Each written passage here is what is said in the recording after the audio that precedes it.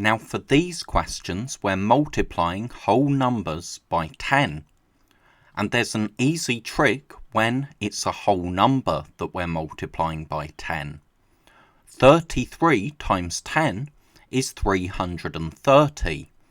So we just write the number with a 0 on the end because 10 has one 0. So 580 times 10 is 5,800. Again, that's just 580 with a 0 on the end.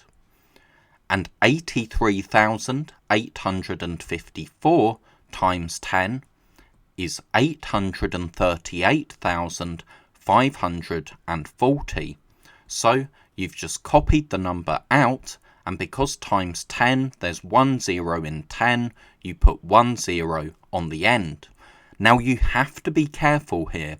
This trick only works when you're multiplying whole numbers rather than decimals by 10.